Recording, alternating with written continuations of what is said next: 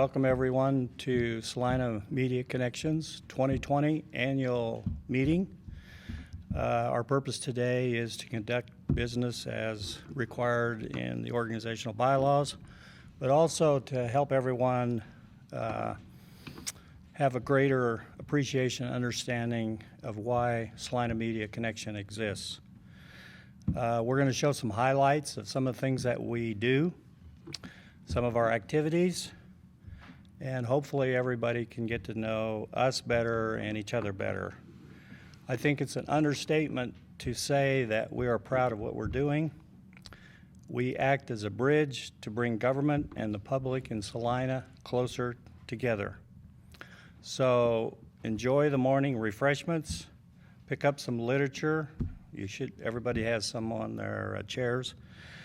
Browse through the photos of the table over here to the right, and we'll get started. At this time, I'd like to call for public comments. If anyone wants to make a comment, you have 2 to 3 minutes to make a comment. And this event is not live. It will be cablecast at a later date. So that's why we're kind of taking a little longer to set up, but we want to use the microphone for questions and comments that you might have today. So are there any public comments?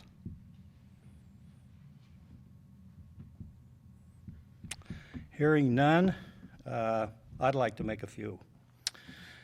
I've been volunteering as interim executive director, and some people have asked, why are you doing this?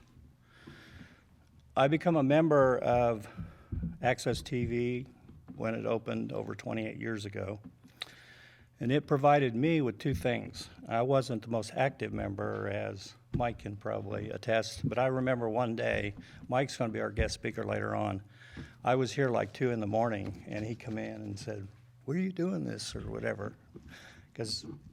But I really appreciated what support that they gave, because it allowed me to write grants. Access TV is an outstanding organization, and this is for the public that may be watching. It's an outstanding organization that can provide in-kind support for those grants that require in-kind. Because of the expense of the equipment in the studio and anything that you use, it can be used as a match. And I was successful in acquiring USDA grants while I worked out here at K-State. It also allowed me to kind of keep up to date on technology, because I could come down here and try to keep up to date. And there's been quite a few changes over the years, from tape to other cameras to digital, and now we're into streaming. And in the last year, we have made quite a bit of progress in moving towards adopting some of the new technologies that are out there. But we have a ways to go, and we plan to keep moving in that direction. I'm doing this because Access and Salina Media Connections support youth. We have interns from USD 305, we have interns from K-State. This week we were invited to participate in a project that the school's having by allowing students that are going to be on spring break to come here and spend some time during their spring break.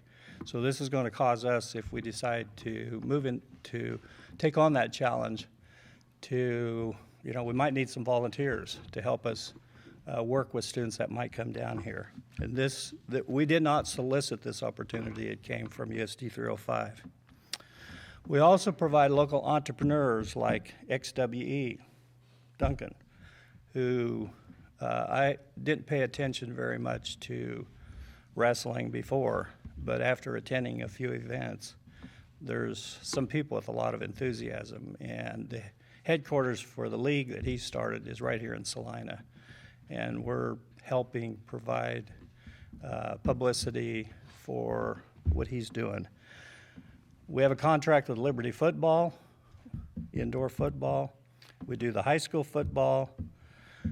We worked with Yoga Work in Progress. They had some technical issues. Artists Express allows artists and musicians to showcase their work And all and any nonprofit in town can participate in our Strictly Salina program, Your City in Action, KSAL, Todd Pittenger showcases different things that are happening, and Superintendent's Corner, which is a faith-based group, as well as Rolling Hills Zoo. And that's just part of some of the groups that we have provided some support for. We're here to fill the gap created by losses in local print media. Salinans have told us through past surveys that they want more local and news type of stories. And so this is one of the reasons that we brought on board Jason Beets here, who worked formerly for the Salina Journal. And he's done an outstanding job in helping provide training, training manuals, and the way he does stories is different than the way some of us have done them in the past. Community media can work well. Nancy Klostermeyer, the last time, she just got back from Alaska, but she was there just a few months ago, brought back 2 local newspapers that were community newspapers, all produced totally by volunteers. And if the print media can do that, we can do it too, and we are doing it. So community media, I think, has a strong future and is an important factor in local democracy. Finally, we connect to what matters: faith, elections, policymakers, leaders, neighborhoods, businesses, inclusion, humanities, science, musicians, senior citizens, and more. So we commend you for being here today to help strengthen the projects that we're doing and learn more. Some of the people that make this happen, let me introduce Jason Beets here, former Salina Journal reporter. He fills in for when I can't be here and has done a really good job. Alan Hoover, who is probably doing the audio work behind over here, records all the city and county meetings, and he's also been going out and recording the town hall meetings for the jail project and other things, and he's an invaluable resource to have for IT. Another person that helps in IT is back here on the camera, Matt Denholm, who does networking for us. He's networked the computers together and helped with the new control room equipment upstairs and does editing and has been going through a lot of the old programs to kind of locate some that we can start replaying.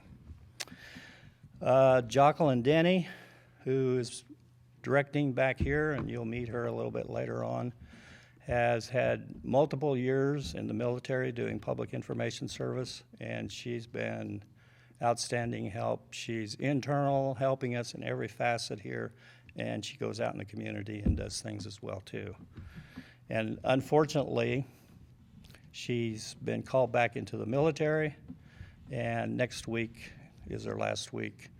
But we have Paul Kirkland, who is a graduate of Fort Hays, and he is a good, he's working part-time now, but he's a good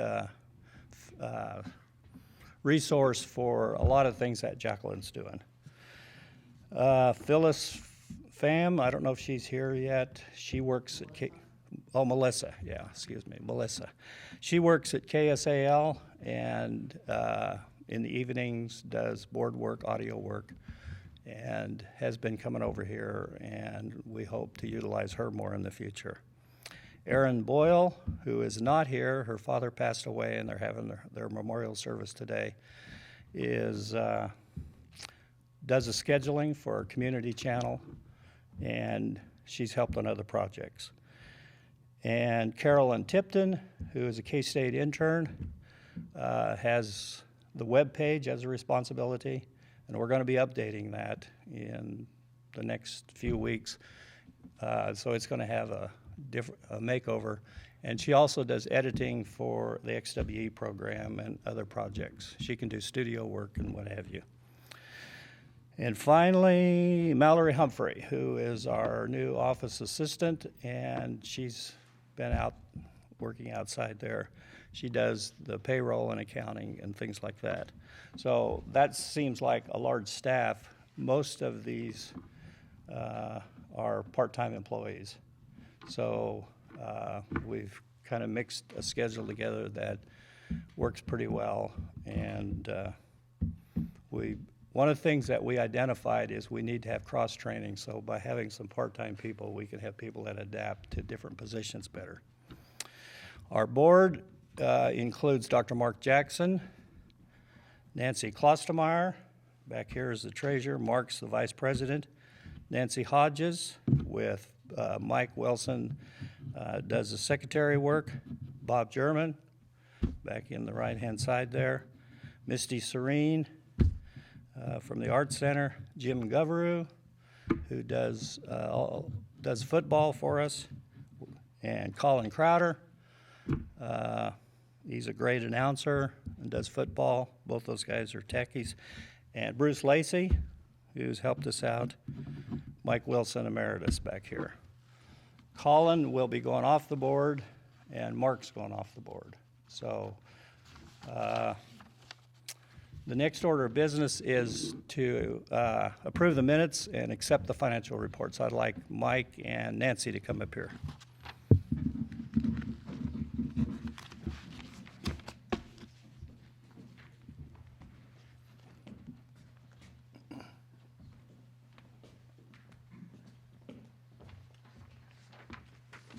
Good morning. I'm Mike Wilson.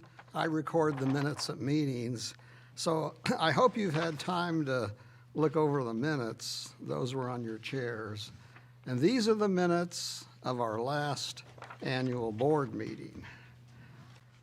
So has everybody had a chance to look at those? Nobody's answering. So if you have had a chance, would someone care to move that the minutes of the April 15th, 2019 annual board meeting be approved? So moved. Second. Who moved that? Okay, David Norland. And who seconded that? Nancy.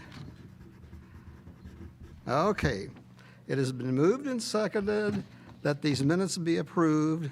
So all in favor say aye. Aye. Any opposed say no. And any abstentions? Okay, Bob is abstain. I'll abstain. And Misty, okay.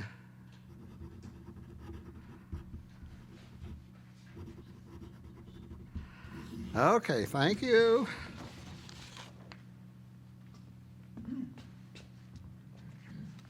Good morning. I'm Nancy Klostermeyer, as previously introduced, and I would call your attention to the profit and loss statement, which is a separate sheet here, with the January through December 2019 figures for both income and expense. The good news is the bottom line is a positive number, and you'll see that the city revenue was as anticipated. Received all of our payments from the city, and this year had some grants that we haven't had before. Last year, 2019. The expenses, you might note there was an especially larger one in equipment because of some new production equipment that was purchased, and you'll learn more about that later. On the back of the annual report is the balance sheet for the year. And again, good positive numbers. I have not had a chance to really do a thorough analysis of this due to my very recent return from a long absence. So if you have any questions, we'll refer them to Mallory, who will have more detail. Are there any questions?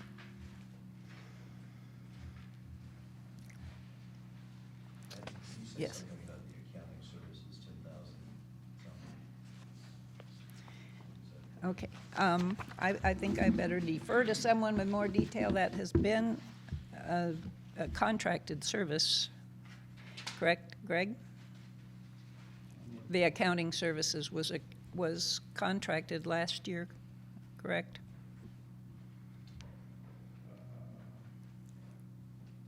That was the audit. And Form 990 that's filled out, and payroll.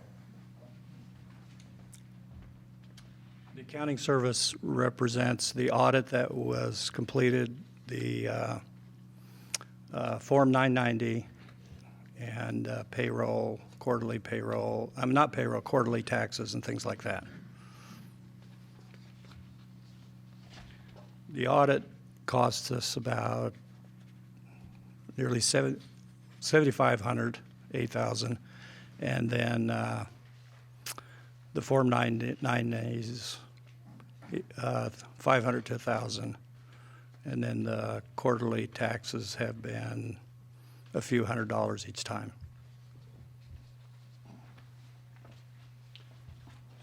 David, I might mention that we put out bids for different auditors, and we have an auditor now that has bid slightly below what we previously had been doing.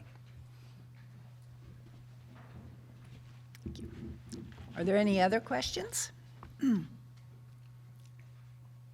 If not, would you like to call for a motion to accept the report? Okay. It will be accepted only and filed for audit. Do we need a motion? Do I hear a motion?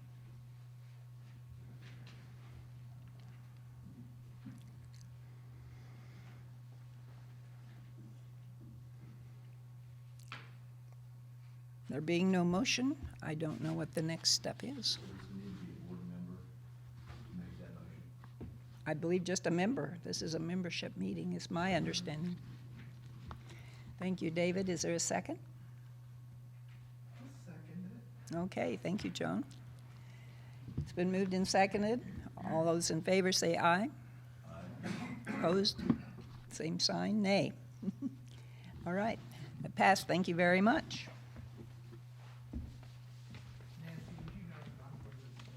Oh, okay. Oh, sorry, I didn't think to ask for abstentions. Go ahead. I'm sorry, abstentions. Bob and Misty. Thank you. Okay, the next order of business is Colin Crowder is on the Election Tally Committee, and he'll give a report about how the election results turned out.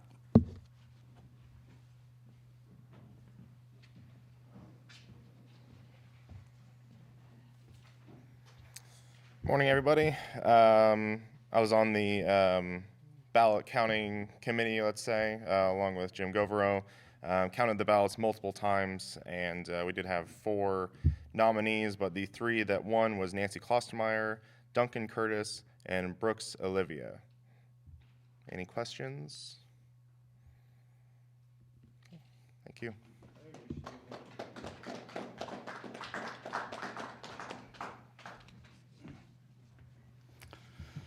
Okay, there are a few people we'd like to say thank you to for their contributions. And I have a certificate here, and I'm going to read off their names. Not everyone's here. This would be for volunteers, for service and dedication, and staff and board members. So the first one is Andre Harris. I don't know if Andre's here. Andre is a producer that makes quite a few shows, but he painted and cleaned up this area out here. He did the silent room here, and he's moved boxes around, and he's been a really useful person in helping us get some of these projects moving down the road. So I'll give this award to Andre. If you don't don't mind, I have a few words to say about Andre as well. So I'm Jason Beats, one of the staff members here. Andre has been one of our most dedicated volunteers. He also, in addition to all of the various things that Greg mentioned, he also hosts Ma's Marketplace and Faith Life on our channel, which are regularly scheduled. And you can also find them on our YouTube page as well. So he's a great example of what volunteers have the opportunity to do here at Salina Media. Okay, thank you. Thank you, Jason. The next person that we'd like to recognize is Deborah Cox, and I think she's out there working. Deborah has been coming down and working at the front desk. She's done a lot of decorations. She's added a different touch to the whole downstairs area, and now she's working up here, and she's provided the refreshments for us today. So I want to give a special thanks to her for everything that she's done. If you can.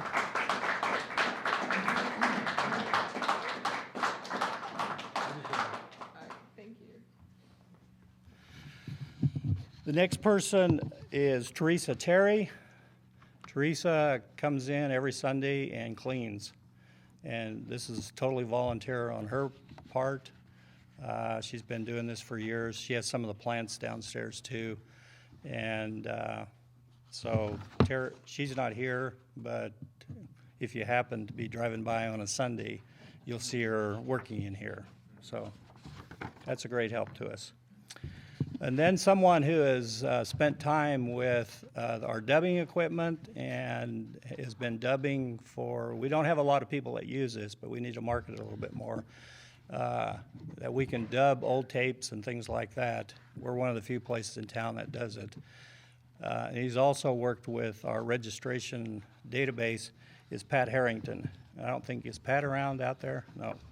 So Pat gets a special appreciation.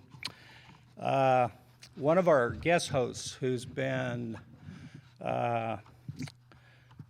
hosting Artist Express for numerous years, and she can take on any kind of artist and conduct a really in-depth interview, and it could be from somebody that paints to somebody that plays music to somebody that does crafting with paper and what have you, and that's Connie Burkett. I don't know, I don't think Connie's here, but she comes in the first Thursday and does our Artist Express program, Connie Burkett. For board members, Colin Crowder is leaving the board, so Colin, we'd like to say thank you for what you've done. If you'd come up here. Colin is an announcer. He does football announcing, and he also has been doing announcing for our parades. And he volunteers for the high school football recordings. He's been doing that I don't know how many years, but he's got a really good sense of humor, this guy. So, thank you, Colin.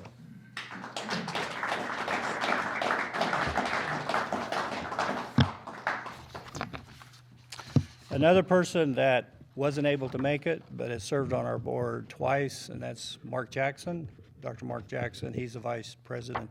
He'll be leaving our board, so we want to say thank you for what he has contributed. And someone who left us in September and had spent a year and a half, 2 years here is Carol Bell.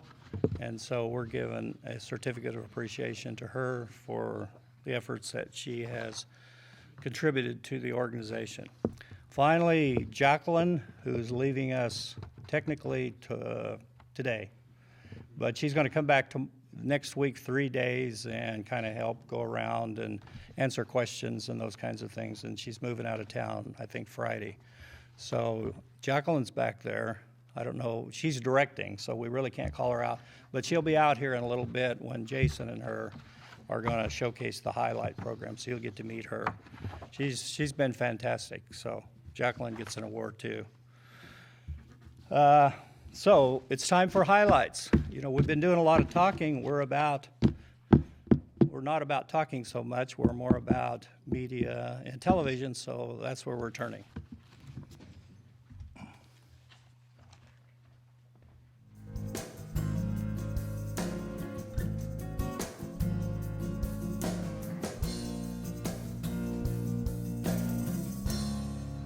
Hello and welcome to Artist Express. We have a rare treat today as we have a band who will play for us, The Radicals.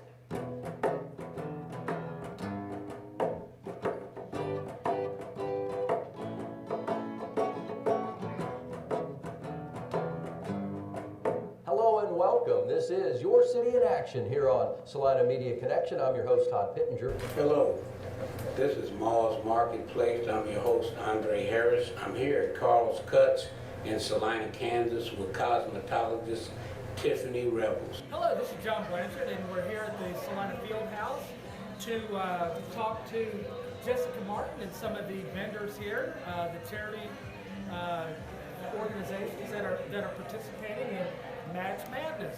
Good evening, and this is Peggy from the Flower Nook, and I am so excited tonight because I'm sitting across from Pam Pintico. Very simple, bright colors. The yellow elevates that whole look. Welcome back to Salina Media Connection's live coverage of the 2019 elections. I'm joined by Ann Zimmerman, one of the candidates for the USD 305 School Board. Hello, this is the Libertarian Party of Saline County News.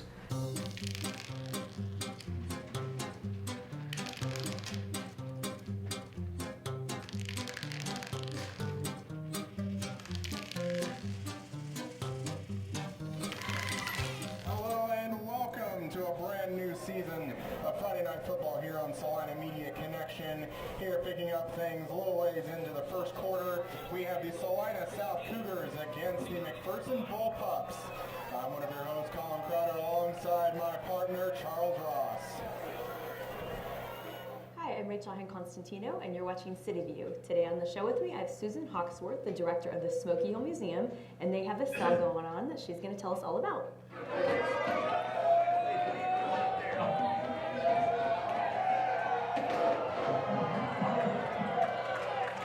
Before the Revolution School of Dance, we have Kawasaki of Salina with a lot of equipment that I cannot afford.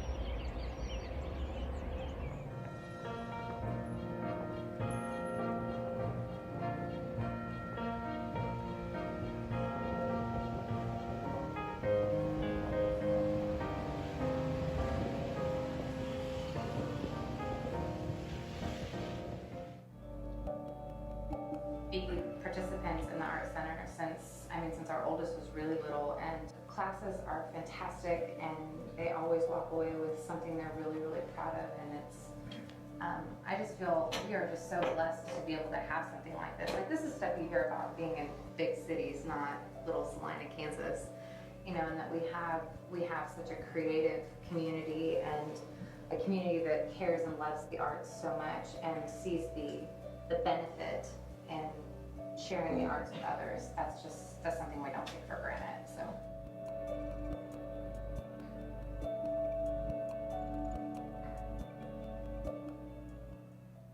I think where this is coming from is a lack of a real heart for involving the citizens of this community, and I feel like I'm beating a drum that's broken out the bottom because I've been saying this for a couple of years.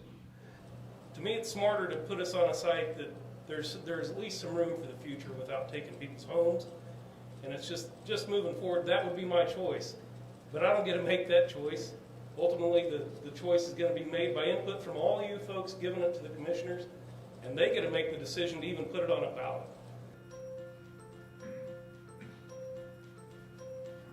Today is kind of the capstone or culmination of our whole week of celebration. From Monday through Friday, we had schools from Salina and the surrounding area come in to do activities. A new art exhibit at the Rolling Hills Zoo features the works of area artists. The exhibit showcases the wonders of nature and wildlife. Art Gone Wild features the artistic creations of about 30 human and 15 animal artists. I like to talk about Alzheimer's disease because I remember a time when there wasn't much to say, when we didn't know a lot. And I like to talk about Alzheimer's disease because I think information is power. I want to write poems for poets, the kind that don't get published. Whispers, a secret tongue, only you and I can understand. I want you to love life the way that I love words, as if you're reading your spouse's obituary, the one that only you could write, that everyone else can feel, but barely understand. This is for you. Runners, on your mark. Get set, go! Local residents showed their support for cancer patients and survivors September 21st, 2019, during Fade for a Cure.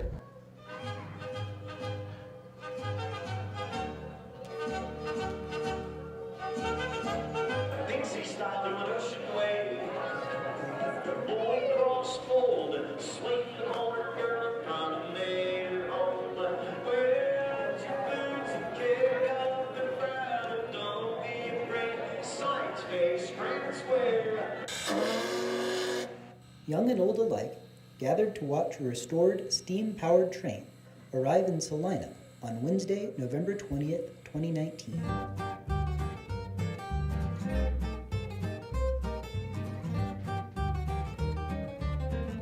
Sale price is $320,000. This tractor is equipped with the latest technology that John Deere offers, including JD Link and the new 4600 processor to run all your GPS feeds.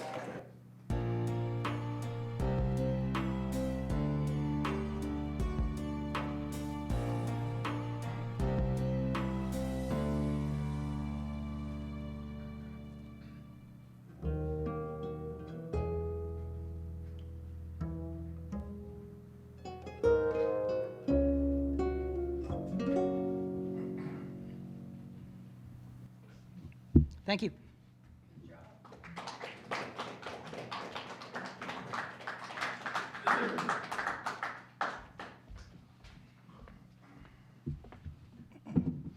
Several weeks ago, I was out at the K-State cafeteria having lunch, and Larry Pankratz was there, and we got to talking, and I invited him to do the introductions for Mike, so I'm going to call Larry to come on and make a few comments. Thank you. To give you a little background of why I'm up here, I actually think I asked Greg to be on the board back in whenever we got this started. 1987, I took a job at Kansas Technical Institute, which is now K-State Polytechnic, and the president said, will you serve on a committee for the city for about 6 months? But 10 years later, I got off of Community Access TV. Ken Klostermeyer and I, we were at the beginning of that.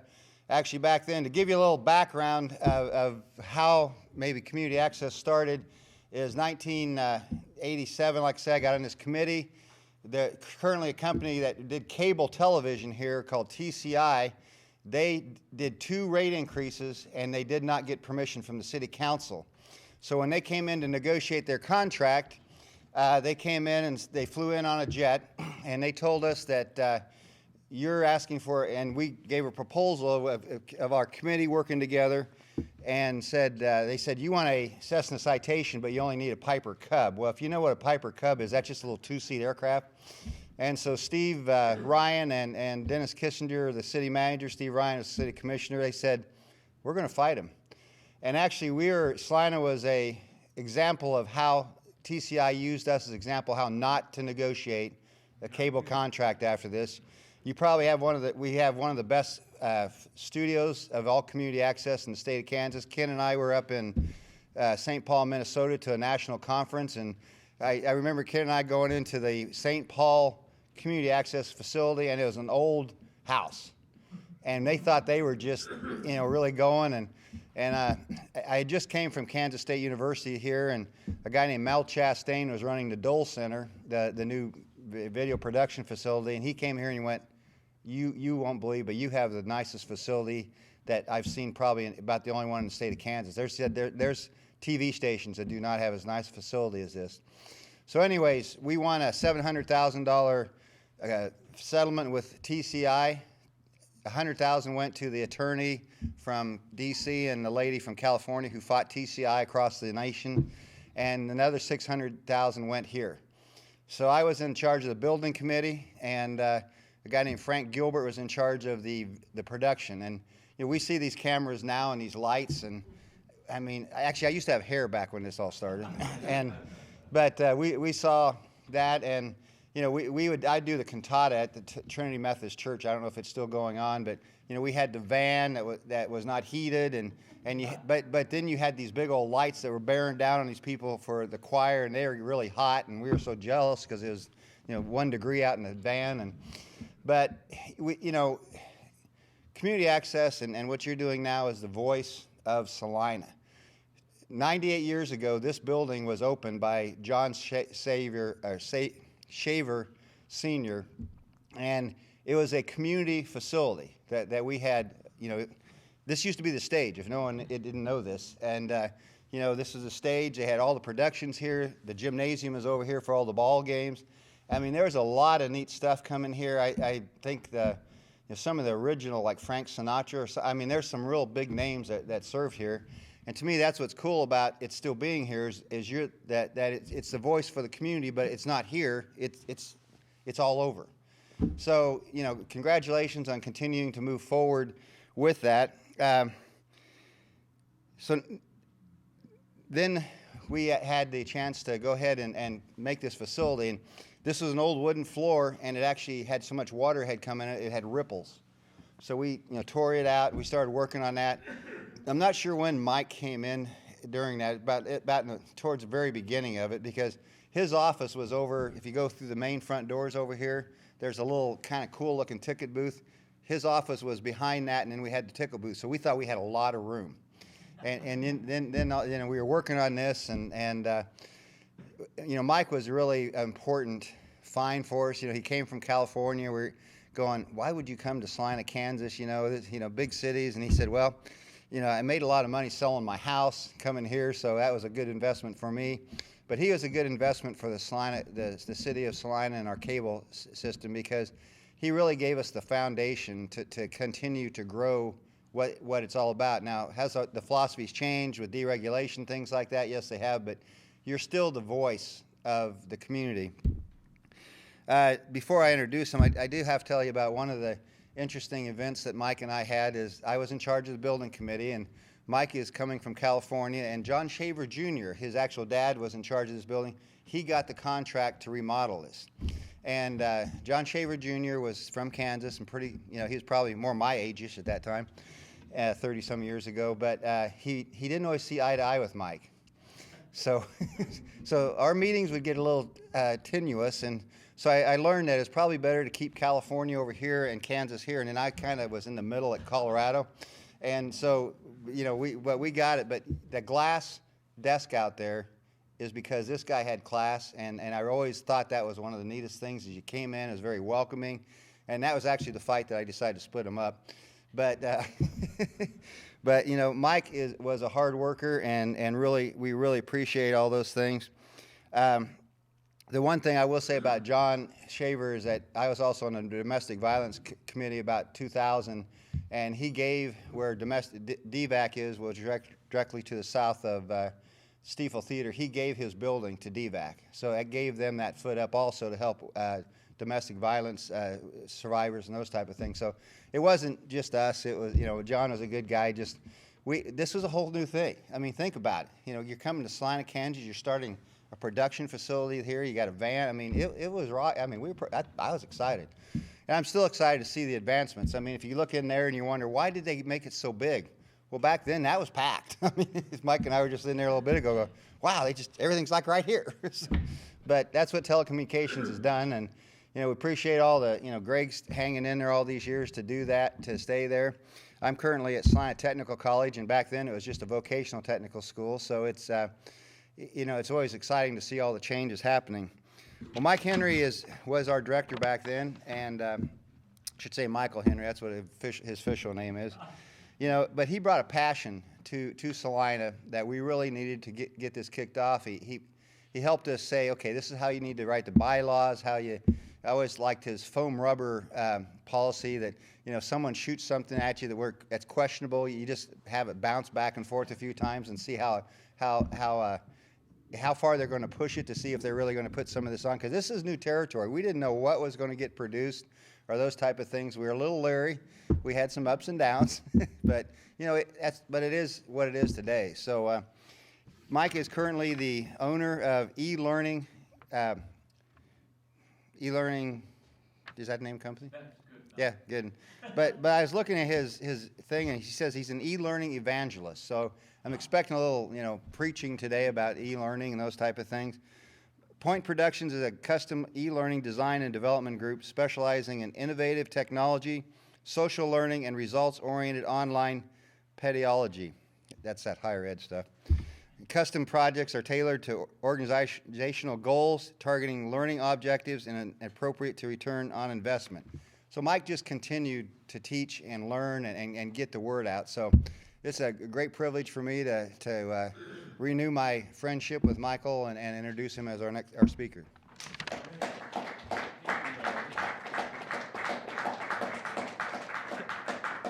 That's really great. I think you guys know, those of you who know me, Ken's back there crying. I can see him right now. This is such a special experience for me. I don't know how you guys, I'm actually going to start crying. This was a very special place, and is a very special place. And those of you who are listening to this recording, get yourself down here, become a volunteer, help out. If you don't know how to do television, help others that are doing television, because the heart and soul of this place is very important to Salina. So, wait a minute.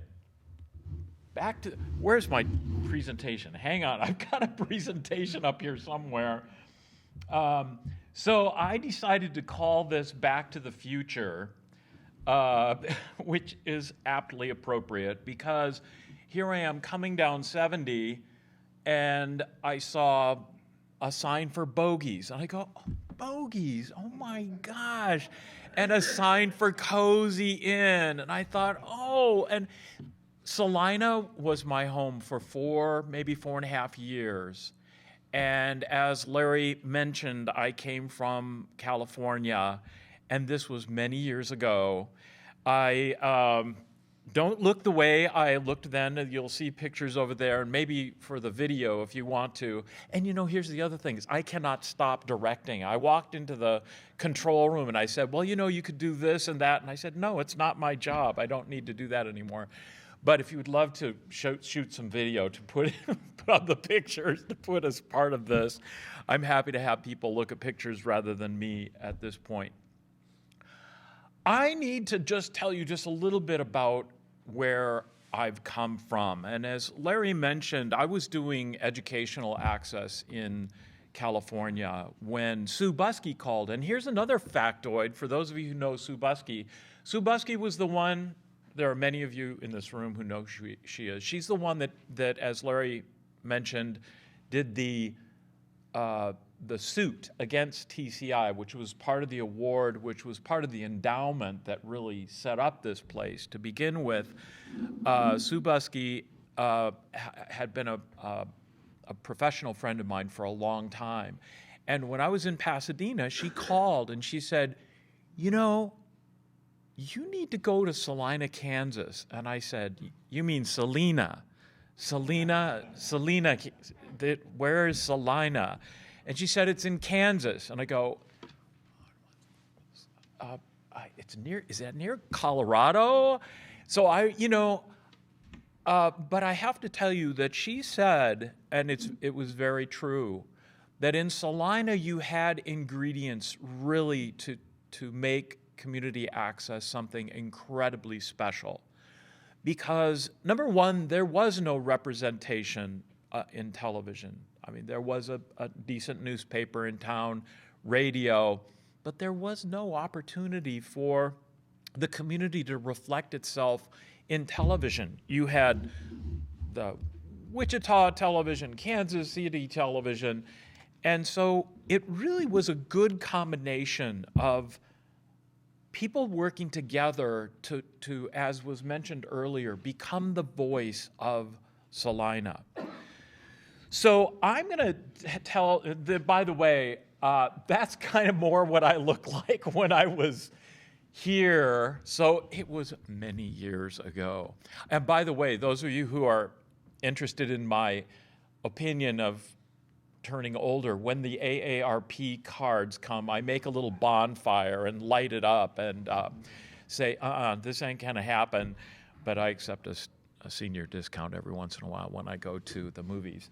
So I left Salina and went to the KU and got my master's in education and built Point Productions. Point Productions, as Larry was pointing out, we do corporate video education scenarios and online learning for companies. And that's what I've been doing, frankly, since the beginning. But the truth is, I've always been a teacher. And in community access, what was really important and my passion was to be able to teach. And there's another expression that I heard actually at KU when I was getting my master's that said, there's two expressions that drive my life. The first one, and this has to do with the pedagogy stuff, the first one was, if you want to teach, tell me I forget. Some of you have heard this. Tell me I forget. Show me I remember. Involve me, I learn. And that's been a driving force in how I have approached education. And frankly, when you make a video, and I'm talking to a room full of maybe 30 people here, but the people watching on the video, I want to say something. Get involved, because that's how you learn. When you share a video about your passion in life, when you take the time and effort to organize what you're thinking and put it into something that helps others understand your passion, especially when it's a passion about your neighbors here in Salina, Kansas, it's a powerful, powerful thing. And you learn more. So, okay, so that's me as a younger person. So I also teach, and I am going to unfortunately bring in a little bit of teaching stuff here, because we have a lot of changes that have happened in television. Of course, when I first started television production, videotape, by the way, we recorded things on videotape at one time, was 2 inches thick. We called it quad video. I worked with WHA-TV in Madison, Wisconsin for about 6 years and loved it. But that was then. So that was my understanding of what a studio should look like. And we had an absolutely beautiful studio in Salina. But a lot of things have changed. The technology has gotten to be, where's my phone? You can do a darn video on your phone. You can do a great video on your phone. So again, those of you at home, make a video at your home, bring it here, we can edit it, you can edit it here, put it out on cable and share it with your neighbors.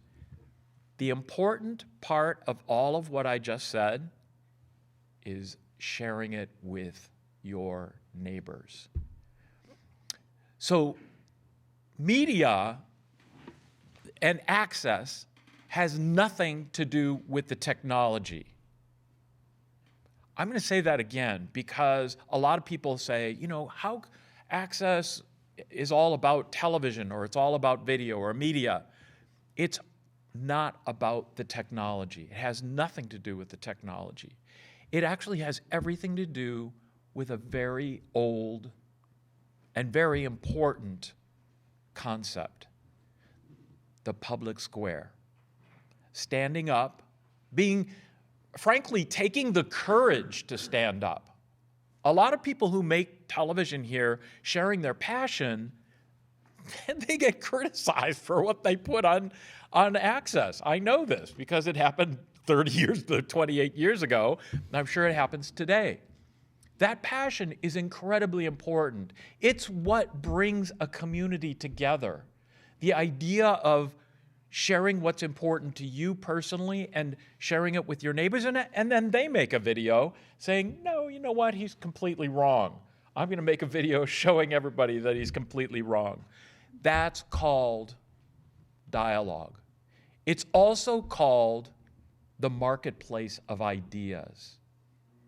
And honestly, that's an incredibly old concept as well. When we communicate with each other, we can build a community that's better if we listen to each other and help each other. And that's what the passion that brought me to Salina, Kansas in 1992 as a very young man. So I did a little bit of research. I went to the website to see, what is the message, what is the declaration of what community access is today. I also picked up some mission statements from around, and here are just a collection, and I'm going to end with what's here. So local access television, local is really important. I can shoot a video right this moment, and before I get into the car to go back to Kansas City, I can upload that video to YouTube and I can share it with the world. But you know what? It doesn't have the effect that it has when you make a video here about Salina, about what you think is important. That is much more powerful than what you can do on YouTube. YouTube does not replace community access television, so that's an important point. So local access television was established with one goal in mind: to give the community a voice and a resource for sharing ideas, creativity, and a way to get connected with our community. There are a lot of important things that are connected to that statement. But I read recently an article, which some of you may have read as well. The number one most powerful thing you can do for someone who is ready to commit suicide is reach out to them and say hello and say you care. Access television is about reaching out to your neighbors and saying, hello, we care. We're building a community here. That's the reason I came to Salina, Kansas, was to help build a community. Access television is an open forum. This is going to get to some of those problems that Larry was talking about before. Access television, open forum for all citizens. All citizens is a really important thing as well. Groups, organizations, clubs, enterprises to produce non-commercial informational programming to air on public access, to share with your neighbors. There's a lot to unpack in that as well. So first of all, the open forum thing. Yes, we have controversy. In fact, I'm hoping that I can be a little more controversial as I go forward in talking. By the way, I want to end with a little bit of discussion. So those of you who have an idea of something that if I say something that clues in something that you want to share, write it down because I don't want you to forget it. Open forum, we had several very controversial things that happened sort of in our first year. Some of them involved pornography. Some of them involved kids underage talking about sex with others, with their neighbor. I'll tell you what, it's about life. Just because we have it on television doesn't mean anything else.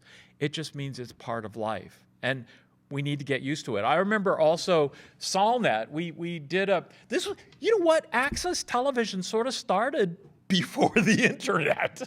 We were figuring all of this out. We had this thing called SolNet, and basically it was a computer with an open forum. And we had people, I wish Jerry Brown was here, because Jerry Brown, and no offense to Jerry Brown, but I'm going to say something that, there are people on SolNet that were saying, XYZ about other people, and Jerry got a message from maybe a 13-year-old, and he goes, we got to turn that off. I want that off. We don't want that anymore. And that's because we really don't know how to communicate with this new technology. And access was part of that as well. How do you react when underage kids are talking about sex? You have to think about what it means and how you can react to it. Rather than closing it, you have to think about, well, let's make this a teachable moment. Let's make this a moment where we actually have something positive come out of that teachable moment. So for all citizens, gosh, you know what? I don't know. For all citizens, what is really cool and what I loved about what we did here as well is we were open to everyone. There was not a person in the room, not a person who came legitimately to create a program that we turned away. We helped everyone, even if we disagreed with what they say. We wanted them to communicate because sharing ideas is the root purpose. Non-commercial. I'm not going to talk about that anymore. Okay, so then we've also got community-based programming, services, unifying force in American culture. I'm going to talk a little bit later about what is happening now in media because we have something going on that is perhaps not developing communities, but tearing communities apart. And so we're going to talk about that a little bit. But also it's through a lens where we can understand the diversity of our nation and the world. Also encouraging respectful discourse, and practicing responsibility in media in all its forms. I remember Fred Phelps did come sort of our first year. He was running for governor of Kansas when we were first here. And we had, I'm trying to remember the name of the show. We had a couple of gay shows. And, 1992 and 3, that was not a year when, everybody was celebrating, Married with Children or whatever it was, or Ellen, or what was a gay TV show? I don't know. Those Two Dads or something like that. Well, anyhow, I digress. It was called Those Two Queers. The TV show was called Those Two Queers. And Fred Phelps came in, and we treated him with respect. I gave him a tour. We had him on a forum. We treat people with respect, even if we disagree with a passion with what they're saying. What we should do is constructively take our passion and share with that other person what our passion is.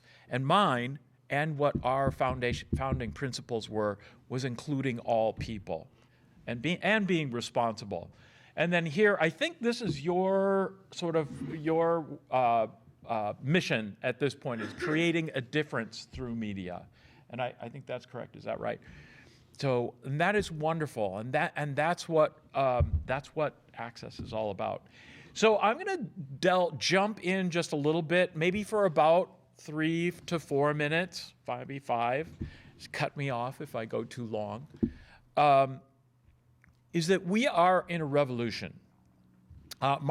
Maybe some of you in the room don't know who knows who Marshall McLuhan is? And those of you at home, raise your hand. Okay, we've got like three people here, and I'm imagining 3 people out there that are raising your hands. And I'm serious. If you're sitting in front of the TV, this is called participation. Put up your hand and say, I know who Marshall McLuhan is. Marshall McLuhan said many incredibly important things about media before anyone who knew what public access really was, or what community access was. So he did say in the Gutenberg galaxy, a point of view can be a very dangerous luxury when substituted for insight and understanding. So those of you who are making television shows really just to tell what you want to tell and nothing else, you're missing half of the equation of communication. Because really, we should watch the shows that we disagree with. We should give the same respect that we expect others to give to us when we create programs and share them with others. So that's about insight and understanding. He wrote also several books. One of the books that he wrote, actually it was in Gutenberg Galaxy, he talked about the 12 thunders. And what he said was, every time a new communication happened, the printing press, for example, fire, new technology happened, there was a huge disruption in society. Huge disruption. Imagine fire being invented, how incredibly destructive it could be in a community if you don't know how to use it. And that's the point. In order for us to make use of the technology and the power that we have with media, no matter what form it takes, we have to have a clear understanding of the power and also understand how to use it properly. So I encourage all of you to go out and get the Galaxy, Gutenberg Galaxy, and read up about the care that we need to take. He's also the one that did the Global Village. So many important books about media. So there's a blogger, and she's was hired now by the New York Times, that put together this graphic. And I know that you can't really read it in its current form, but I encourage you to go online. Her name is Vanessa Otero, and she is at the New York Times, but this is published widely. What is happening is we're now, since we have the ability to narrowcast our ideas, we have something that has happened over the past 20 years, which is sort of why we're talking about Back to the Future, is the ideas are coalescing into little bubbles. And what's happening is those bubbles are not connecting to other bubbles. And this is the professor talking right now. When you have bubbles that are disconnected from each other, no communication happens. So in other words, I'm going to walk, I'm not going to walk over. If you look at sort of on the far left-hand side, actually, believe it or not, that's the far right-hand side of, what's my left and right? That's the far right-hand side. It's a very, very liberal bubble. And that's what they talk about in their little bubble. And then if you go all the way over to the other side, which ironically is on the left-hand side of that particular graphic, no, right. See, that's what it is I'm like stage right and stage left. It is on the right-hand side for you guys. Is a bubble of people talking just about ideas that are completely opposite to the people on the other side. They are not communicating. Those bubbles, since they do not intersect in any way, are not communicating. So it's only when you get bubbles that kind of connect or touch each other that you actually get any productive communication happening. So those of you who use media just to project your bubble are not communicating. We need to find ways to connect those bubbles together and really work together in a productive way to help our community. I'm sharing this mostly because my grandfather said it, but he didn't even know what social media was.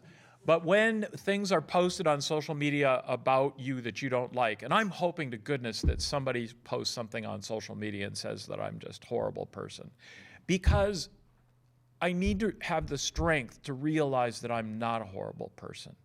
And so those of you who look at social media and you believe what others are saying about you, what you have to do is have the courage in your own self to understand who you are and understand that you're not a horrible person. So my grandpa Bucky, he said, always be yourself because no one can compare. And that is the strength that you have against any social media that may say horrible things about you. So let social media say horrible things and then realize that you're not what they're saying you are. So we've got a really polarized world, and I'm going to sort of end this, and then I'm hoping we have some comments. The microphone is right here, although I'd love to have it out there, but we'll have it here. You just have to come up and talk if you want to. Is that I do teach media. I've been in media my entire life. Since I was in high school, I started doing Access when I was just a kid. And oftentimes we call the media a problem. Many people call the media the problem. Or, for example, when you put underage kids talking about sex on TV, media is the problem. Truth is, it's not a problem. It's a symptom of other things going on. We need to talk to those kids about what's appropriate and not appropriate to talk about in terms of sex. And that becomes a teachable moment. So when people say media is the problem, remember to help them understand that media is a tool, just as fire is a tool. It can be incredibly destructive to communities, but it can also be incredibly productive to help build communities. And I'm hoping to goodness that all of you are going to make a program in the next, I'll give you 6 months, to talk about what's the passion in your life. And I'm hoping that I can stream it at my house in Kansas City and see what is important to you. I loved working here. I loved working with you guys. I learned so much about what it means to be in a community here. I came from Los Angeles, so, you know, I've never been in a town of 40,000 people. I thought, what is this? You go into the grocery store, and it's like you can't get the tangerines because everybody keeps saying hello. You know? You also find that you generally don't want to burn any bridges. If somebody says something to you and you think, you know, that's a rotten person, in some cities you could go, you know what? They're off my list. I'm never going to talk to them again, never going to worry about it. In Salina, you can't do that. In Salina, you need to remember to work together because many of the people, you might have a jerk that did something, but then the next day you need that person for insurance when you go to buy insurance. Or you need that person because they're a firefighter or a police officer. So there is this thing that I found, and I'm hoping you don't take offense of it, a pioneer spirit. It was a spirit of understanding that in order to really get things done, you had to work together. Media isn't the problem. It's a symptom, and working together is make what makes it work. So that's really, and I was going to share also, we got married 3 years ago. We've been together we met here. Terry was, and I'm going to completely expose, do not show this to Terry Anderson because he'll be really upset. But we met, he was at the Salina Regional Medical Center, and we've been together for 25 years, and 3 years ago we got married.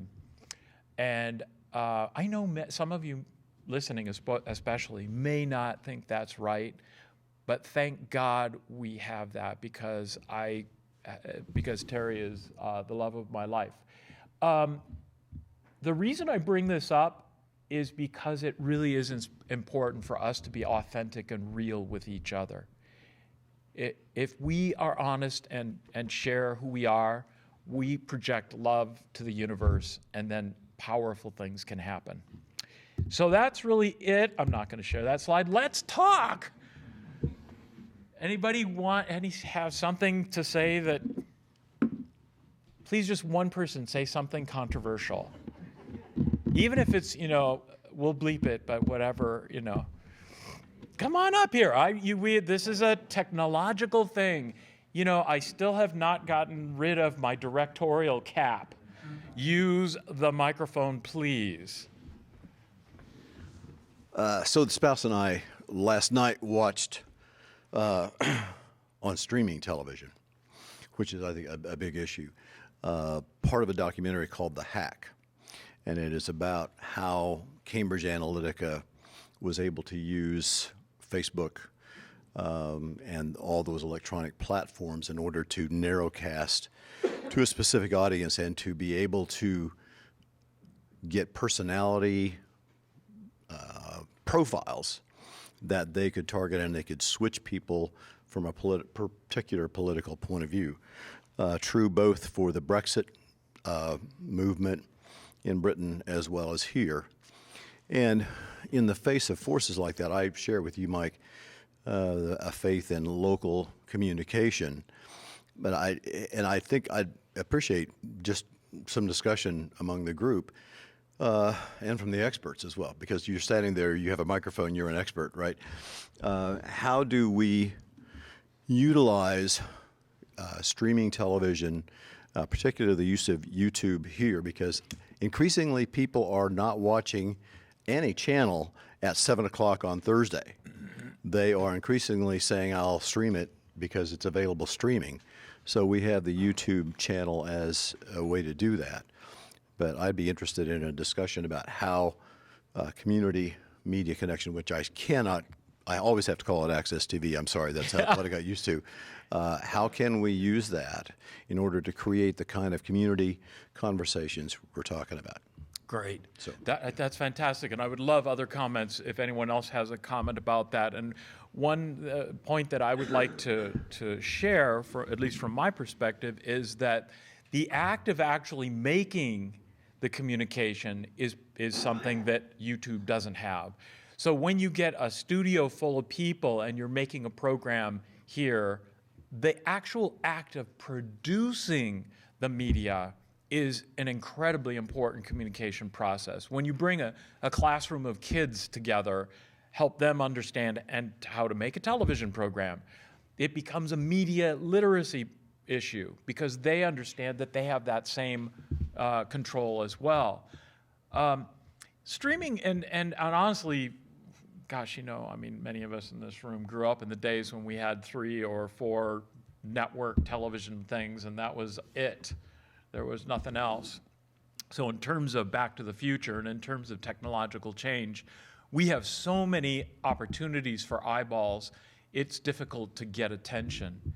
And what's important to know in that is the more controversial things are getting more attention. So it has a tendency to skew the panic factor, is what I'll talk about, say. So if you've got something really that makes people fearful, they have a tendency to watch it more often. Now, this becomes an educational thing because we need viewers to understand that's what's happening. And, gosh, the other thing is this, Dave, the other thing is this, I'm sorry, I'm a professor of communications. I love teaching, and I have to tell you that there is a theory of communication which was created before internet land by Short, Williams, and Christie, and it's called social presence. And what it means is, and all of you think in your minds, when you see email coming in your inbox, and you were to pick out of 25, which one is the one you're going to read first? It's usually from someone you know. Okay? What does that mean? That means it's about a relationship. So what that means is your messages can be more powerful than all the noise in panic world if it's talking about your neighbors and your friends. I really encourage you not to think about making programs that are for the world. Make programs that are for Salina. Talk about what's happening in Salina. Talk about what's happening in your neighborhood, because those are much more powerful messages than the panic. Although we need to teach people that the flu, the coronavirus, if I say the coronavirus and you have just a little bit of fear, More people die from the regular flu. Actually, like 5 times as many. More people die from auto accidents. The panic factor is just, it's skewing artificially in our world. I'm hoping there's one more controversial subject and then we can adjourn. Somebody's got to have. I have a non-controversial. You have to come up to the microphone. They're not going to hear you at home if you don't come to the microphone. That's lesson number 1. You know, if you guys are, do you guys, in this room, sorry to interrupt, who in this room teaches television production? And I'm including the people behind the camera. Are you guys teaching? You guys are not teaching. How many of you know how to teach, to do television production? You guys should be teaching others how to make video because it's not intuitive. The microphone you need to connect graphics. This is a backlight. You know, black is here, blue is over there. Help them understand. Come to community access and make television. This is not necessarily a question. It's kind of like a commercial. So I thought you might like it. We do have our programs on YouTube. You can watch this program when you get back to Kansas City. And we have our programs now on Roku. So anybody in the country can actually watch our programs. And we're going to have our own label on that you can download and have it available to click on. And we should be on Apple TV probably within the next few weeks. So I'd like talk a little bit about this being local, but this streaming opportunity that we have that's more than local. Yeah. Yeah, I mean, it is an opportunity to help people who may have the same kind of interest at a distance, and that's a real possibility. I know oftentimes there are people who feel like they're very much alone because they have these ideas and they're, you know, nobody else does. And so streaming does give you an opportunity to really, you know, help people gain the confidence to share what they think. But I think streaming is great from the video on demand aspect. And I actually would say that video on demand is actually better than the idea of making things global. Because making things global is great in terms of accessibility, but having it on demand is really great.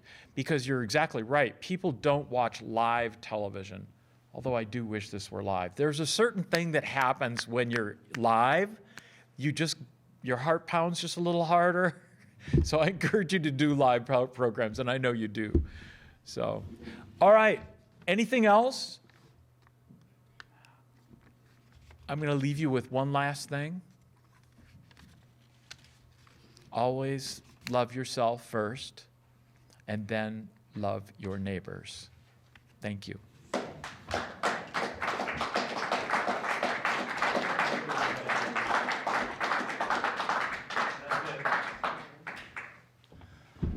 Well, thank you, Mike, for that very inspiring talk.